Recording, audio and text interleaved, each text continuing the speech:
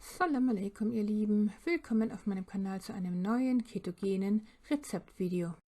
Ketogene Wraps in veganer Form hatte ich schon mindestens 2 bis 3 Mal hergestellt. Die Videos dazu kann ich euch hier nach und nach verlinken. Diese Wraps sind jedoch nicht vegan, aber sie enthalten 0 Gramm Kohlenhydrate. Besser geht es also nicht für denjenigen, der sich streng ketogen ernährt.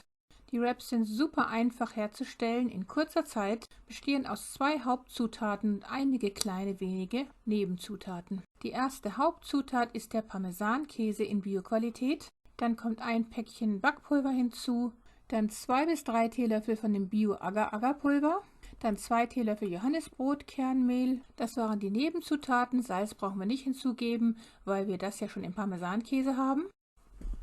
Wir vermischen erstmal die trockenen Zutaten gründlich, damit keine Klumpen entstehen, und dann kommt die letzte Hauptzutat hinzu, und zwar habe ich hier jetzt beim ersten Versuch 2 Bio-Eier hinzugefügt und beim zweiten Versuch stattdessen 3 Bio-Eiweiß, und damit funktioniert es besser. Aber je nachdem, wie klein oder groß die Eier sind, bei 180 Gramm Parmesankäse könnte man dann noch ein ganzes Ei hinzufügen zu diesen 3 Bio-Eiweißen. Die Eiweiße halten den Teig eben besser zusammen.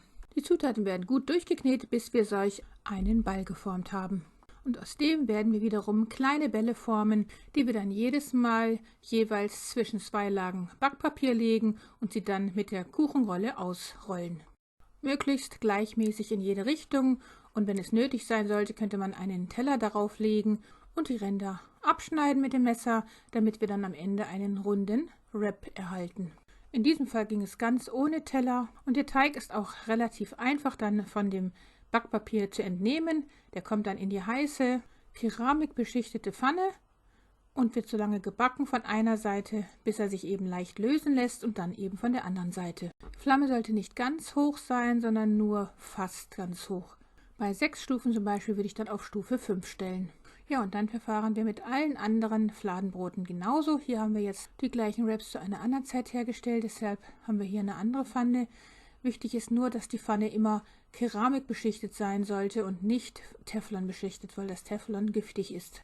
Ich hatte die Fladenbrote hier alle etwas dick ausgerollt, also relativ dick ausgerollt. Man könnte sie natürlich auch dünner ausrollen, dann wären sie eben noch leichter biegbar.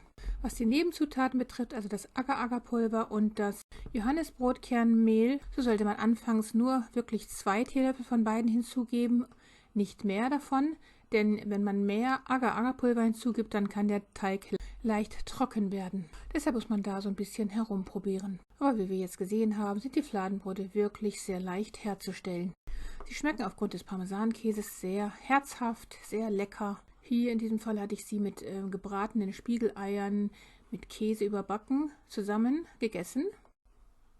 Aber man könnte sie eben, wie man das mit Wraps so macht, verschiedenartig verwenden, indem man sie mit Eintopfgerichten zum Beispiel konsumiert oder indem man sie füllt mit Sprossen und Salat und anderen leckeren Zutaten.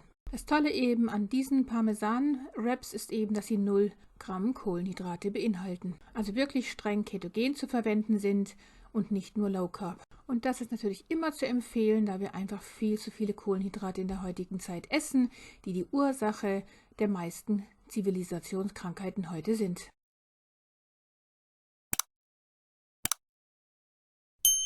Liebste Grüße, Salam alaikum, eure Mariam.